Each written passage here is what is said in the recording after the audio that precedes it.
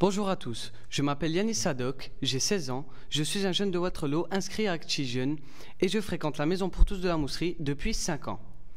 Depuis 2 semaines, quelques camarades et moi effectuons un stage de journalisme. Voici notre journal. Pour commencer, un petit détour par le KIP Stadium à Tourcoing. Reportage de nos équipes au cœur de ce complexe sportif, qui affiche complet en plein mois de juillet. Le KIP Stadium, un succès. Riyad Demdoum, Elliot Hotelard, Yanis Sadok.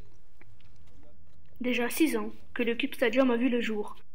Un complexe sportif où on se la joue collectif, autour des terrains de rugby, de hockey ou de basket, les bureaux des salariés, de décathlon.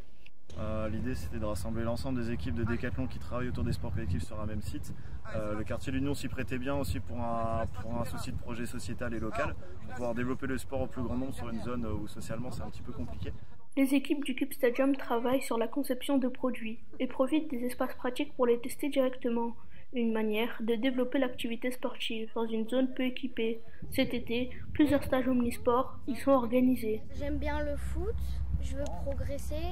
Et je suis venue au KIP Stadium pour d'abord prendre du plaisir et aussi jouer quoi. Et sinon au KIP Stadium il y a plein de sports.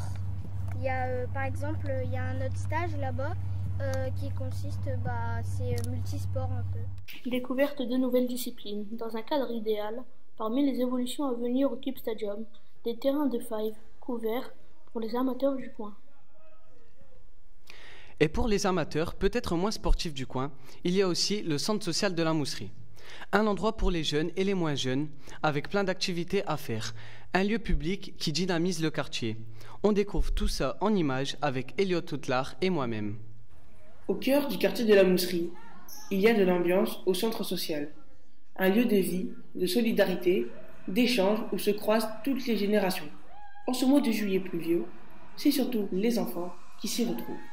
On fait en sorte de faire évoluer les enfants. Donc après, on a beaucoup de retours positifs, en tout cas des familles, autant sur le bien-être et le développement de l'enfant que sur le loisir et le fait en fait de leur faire passer du bon temps. Des activités organisées entre ces murs, mais aussi lors de sorties à l'extérieur.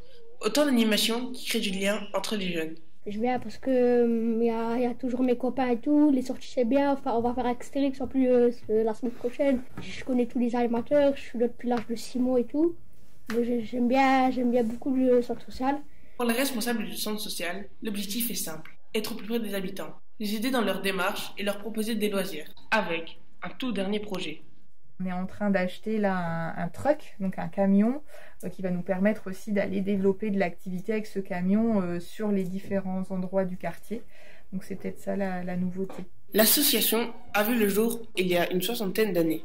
De la petite enfance aux seniors, en passant par les familles. Un espace ouvert à tous pour offrir un accompagnement sur tous les âges de la vie.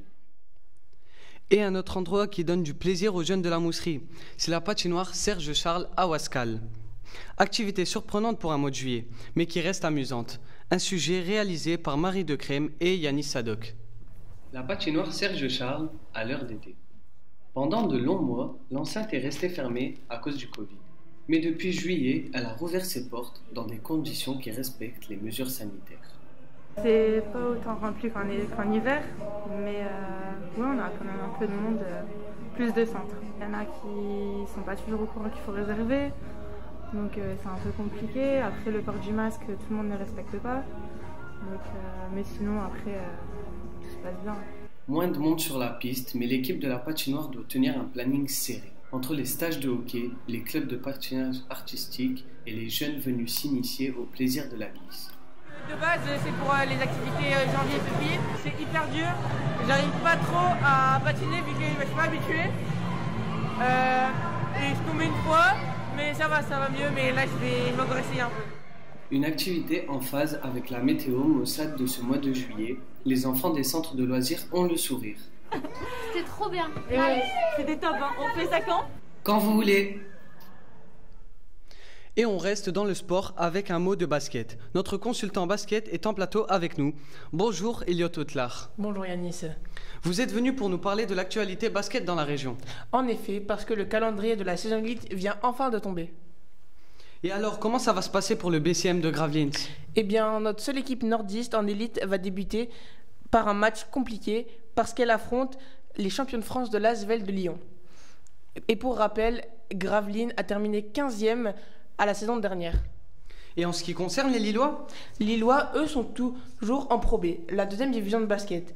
Et ils vont commencer contre Gris-Souffel le 15 octobre. Pourquoi le 15 octobre? C'est un peu plus tard que d'habitude pour une reprise de saison.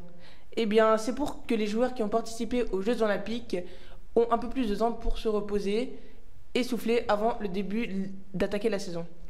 Merci beaucoup, Elliot. Pour terminer notre journal, un petit mot de culture. Nous sommes allés à la rencontre hier d'un artiste local un peu à part, hors du commun. Son nom, c'est Monsieur Voul. Depuis quelques années, il pratique le street art et peint dans la rue avec passion. On l'écoute nous parler de son personnage. Tout est parti d'un autoportrait. Je kiffe le faire dans la rue. En fait, il y a un truc qui s'est passé avec ce personnage-là et c'est le retour aussi.